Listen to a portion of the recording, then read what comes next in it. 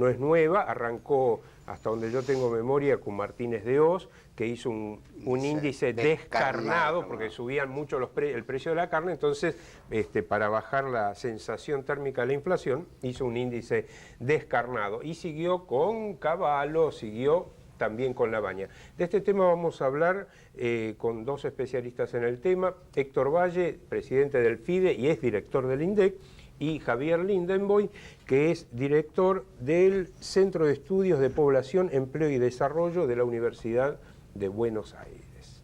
Bueno, ¿quién empieza? Porque el tema es así. El Ministerio, el INDEC tiene su medición. El Ministerio de Economía hace una medición que le da mejor. Bueno, aparentemente no se sabe, porque recién en septiembre... Le da mejor, todavía no se sabe. Recién en septiembre se va a conocer... Pero además, si uno compara la estimación que hizo el Ministerio para el cuarto trimestre de 2003 con los resultados que dio el INDEC sobre el cuarto trimestre de 2003, al INDEC le da más bajo, tanto la indigencia como la pobreza. El motivo de la polémica es que hay un paquete muy importante que son los jefes y jefas de hogares. Entonces, el INDEC releva la cantidad de jefas y jefas de hogares que hay mediante encuesta y expande esa muestra al universo. Y le da que en este momento hay 1.200.000 personas que están cobrando subsidios por jefes y jefas. Por lo tanto, si esas personas están cobrando 150 pesos y la línea de indigencia está debajo de 150 pesos, esas personas están arriba de la línea de indigencia. Pero por otro lado hay un registro, que es el que lleva el Ministerio de Trabajo, que establece que hay, creo, no me acuerdo bien el número, algo así como 1.700.000 personas. Y algo. Con lo cual, si hay muchas más personas que están cobrando esa plata, tendría que haber muchas más personas arriba de la línea de indigencia. Ese es el eje de la polémica. Ahora ahí, desde mi humilde punto de vista, hay varias cosas que en el manejo que hace economía del tema que no me convence. Primero, Javier sabe más de esto que yo, pero mezclar una encuesta que se realiza periódicamente con sus resultados con un registro es una combinación que estadísticamente no es muy correcta. Son fuentes distintas, son metodologías distintas, son cosas distintas. Porque aclaremos que cuando uno toma una encuesta, tiene que tener en cuenta que esa encuesta se viene haciendo regularmente con el mismo método. Lo otro es un dato, el otro es un dato. Segunda cosa, comparar con el año 2002 es como cuando Cavallo comparaba con el 89. Claro. Es bastante, digamos, cuestionable. Nadie puede dudar que en la Argentina mejoró el nivel de empleo y mejoraron un poco las remuneraciones. O sea que el nivel de pobreza tiene que ser inferior. Pero sería preferible que el gobierno se limitara a la información del INDEC, que es la información confiable, en todo caso que provoque dentro del INDEC una mejora en la calidad de la estadística. Pero no tratar al INDEC como si fuera una fuente más de información. ¿Y vos, Javier, qué ves ahí? Yo concuerdo y agrego una complicación adicional. Y es que cuando vos mencionabas recién lo de la fuente que se viene haciendo periódicamente, estamos ante otro problema, que es que el INDEC acaba en medio de este zafarrancho de cambiar la metodología. Por lo tanto, hay otra razón adicional por la cual las comparaciones carecen de sensatez. No se puede, la encuesta vieja, la que conocemos de 30 años, ahora se la reconoce como la encuesta puntual, la nueva como la continua, ¿no? Para distinguirlas. El dato de octubre de 2002 es de la vieja encuesta, la puntual. El dato que se quiere hacer, del que se quiere hacer uso en este momento es de la nueva encuesta, que es absolutamente distinta. Y en ese sentido yo creo que, defendiendo la misma tesitura que decía Héctor recién en términos de que el Instituto Nacional de Estadística y Censos debiese ser aquel que emita la información reconocida unánimemente por el Estado. Tenemos ahora este problema, que el propio INDEC no puede hacer comparaciones por estos cambios que ha introducido, con lo cual hay un doble motivo. Yo estoy totalmente de acuerdo, no se puede mezclar la información de la encuesta permanente de hogares con el registro. Pero además no podemos comparar las dos encuestas, vieja y nueva, ¿Cómo porque se ha son expandido el universo a las dos? Que también es otro ¿Y problema. la del INDEC cuándo cambió de puntual?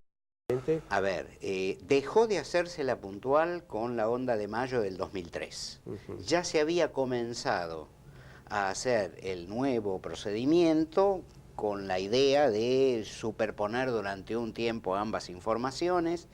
Nunca se publicaron los datos del 2002 ni los del 2003, solo lo del cuarto trimestre del 2003. De la nueva, de la permanente. De la nueva. Por lo tanto, la idea supuestamente es que como la última información histórica fue mayo y históricamente la segunda del año era octubre, dieron la del último trimestre. Pero un último trimestre que no es comparable ni con mayo ni con nada para atrás. Digo, esto es todo un ejercicio que no es el motivo de la conversación, pero que entra a complicar la interpretación de este ejercicio que a todas luces yo tampoco entiendo. Entonces, en concreto, lo único que podemos saber es cómo estamos en relación al último trimestre del 2003, pero no tenemos una estimación homogénea como para saber qué es lo que pasó, cómo estamos en relación al 2002. Absolutamente. Eso es un problema, independientemente de la polémica, un problema grave del Si el Estado, INDEC, ¿no?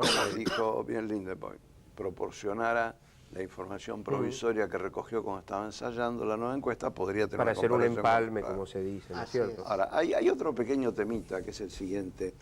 En el comunicado de prensa del Ministerio, en la segunda página, sale efectivamente la serie de los planes, el aumento de los planes año a año. Yo digo, si se decidió que aquellas personas que tenían un plan y que tienen una contraprestación laboral, que es aproximadamente el 70% total, son considerados ocupados, como ahora tendríamos una nueva estimación que eleva en 500.000 personas el número de protegidos por el plan, aumentaría el nivel de empleo por ese mecanismo, ¿no? Digamos, en vez de ser el 70%, 1.200.000, sería el 70% 1.600.000. Lo cual es más o menos un par de puntos o algo más de empleo. Entonces, eso es otra complicación adicional. Pero ¿por qué? Dos preguntas les hago. Una de carácter político. ¿Por qué La Baña ahora salió con digamos, ¿no es cierto? ¿Qué es lo que busca puntualmente? Y la otra técnica, ¿por qué no ponen en orden las estimaciones como para tener, inclusive el propio gobierno, salvo que ellos manejen información que no dan a conocer a la sociedad? No, yo creo que en general, la verdad que la información que se da a la sociedad con este gobierno mejoró sustancialmente, tanto del Ministerio de Economía, el Centro de Estudios de la Producción, el Banco Central, ha mejorado sustancialmente la información. De paso, también el Banco Central se mete con el tema del empleo. Ha salido a decir que a fin de año vamos a tener 12% de desempleo. Otro que mete mano. ¿Con qué argumento? ¿De dónde sacaron eso? Ojalá que ocurra. Pero me parece que está asociado a que ellos también pronostican una tasa de crecimiento mayor que la del Ministerio de Economía. Claro. Pero más allá de eso, en general la información ha mejorado. Uno ahora tiene mucha más información. Yo no sé a qué objetivo político responde, no tengo condiciones de decirlo eso. Pero creo que sería bueno efectivamente que se pusiera mucho esfuerzo en, si hay un problema con la encuesta, en corregirlo, pero no en salir, como decíamos recién, con estas cosas alternativas que complican tanto la vida, ¿no? Ahora, a partir de saber, ¿querías decir algo, Javier? Sí, en la misma línea, en los 90, cuando estaba el IH en la Secretaría de Programación Económica, también hubo una mano del Ministerio de Economía por sobre las informaciones construidas al interior del INDEC, y allí se forzó la aparición de una disociación de la tasa de subocupación, por ejemplo. El argumento era que los subocupados, definidos técnicamente como se lo hace siempre, que no estuvieran activamente buscando trabajo, habría que distinguirlo porque no estarían presionando sobre la demanda de puestos. Y también introdujeron un mecanismo que en realidad no fue cambiado hasta ahora, y es el de aplicarle a los centros urbanos a los que no se les hace el relevamiento las tasas que surgen del resto de los aglomerados, excluyendo el área metropolitana de Buenos Aires. Y en ese sentido, algunos discutíamos con esta decisión porque no había ninguna razón para que esa distinción fuera hecha en esos términos, al punto que cuando se incorporaron nuevos aglomerados, los 3 que se habían incorporado últimos mostraron que se parecían más al promedio total, es decir, incluyendo el Gran Buenos Aires, que solo a los que lo excluían. Con lo cual, digo, yo comparto también la idea de que estamos, yo diría más que estamos mejor, estamos potencialmente mejor, porque esta encuesta nueva es potencialmente mejor. El drama que nuestro sistema estadístico nacional sigue cometiendo errores garrafales. En el año 91 se hizo un censo. Se cambiaron cosas con el propósito de mejorar la captación de la participación económica de la población, lo cual es enormemente importante. Pero no se hizo nada para garantizar la comparación para atrás. Con lo cual, quien quiere mirar los censos de población para esta información puede llegar hasta 1980 y después empezar desde 1991 en adelante. ¿Qué pasó en la década? No hay forma, censalmente, de identificarlo. Ahora se vuelve a cometer un error parecido. Se hace la nueva, se dice que se han hecho estudios de comparación, pero nadie los conoce. La verdad es que nadie los conoce. Yo no estoy abriendo juicio de la buena voluntad de los funcionarios a quienes conozco, aprecio y respeto. Pero la realidad es que quienes manejamos esta información no la tenemos.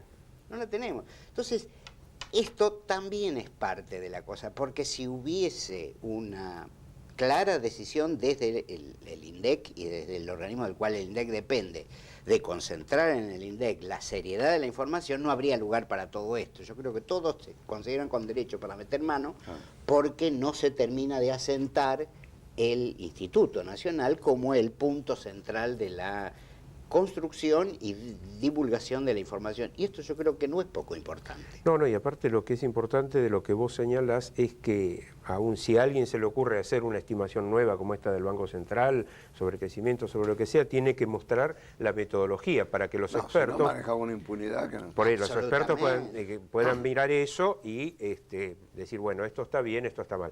Pero ya que hablamos y que ustedes tienen la información sobre qué pasa en el mercado de trabajo, en el empleo, después vamos a ver sobre la base de esa información qué habría que hacer para hacer empleos, por dónde se podrían crear empleos y mejorar, siempre sobre la base de que esta cuestión de la pobreza y la indigencia es producto directo de la falta de trabajo. Bueno, seguimos en la próxima ronda. ¿A dónde?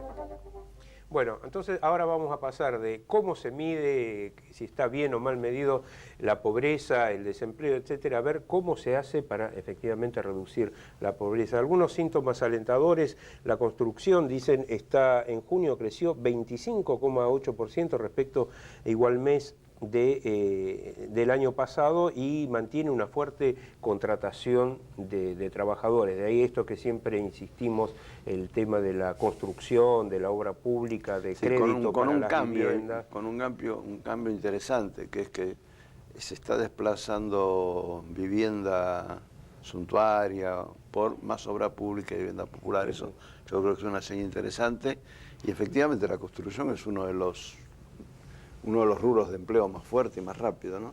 Ahora, si uno mira lo que ocurrió en el año que pasó, el otro sector que creó mucho empleo fue la pyme, ¿no? Digamos, primero, se nota que la industria ahora contrata mucha más mano de obra que antes y que dentro de la industria la pyme, lo cual es una buena noticia y una mala noticia. Es una buena noticia porque muestra una gran flexibilidad para emplear. La mala noticia es que en la pyme hay mucho trabajo negro, o sea, así como entran, salen con gran rapidez. Hay una flexibilización, de hecho, que no se ha corregido.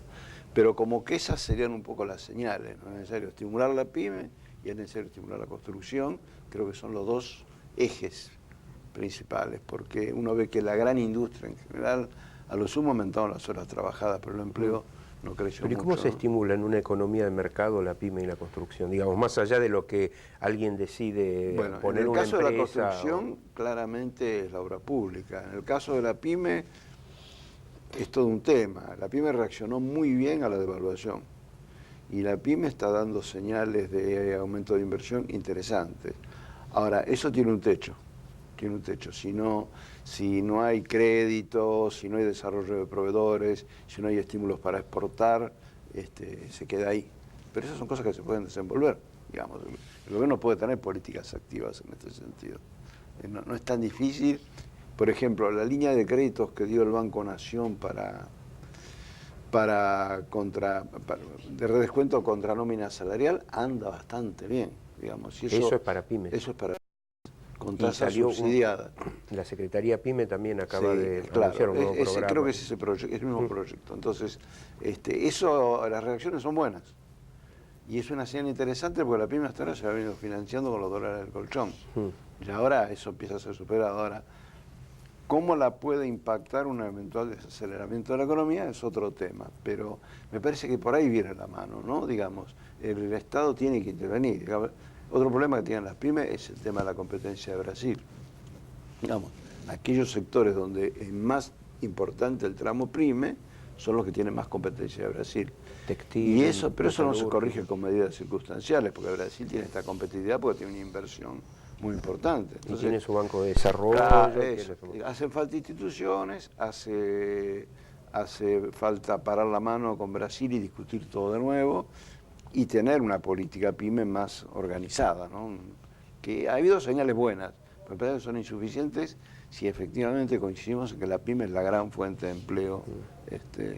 ¿Vos, Javier?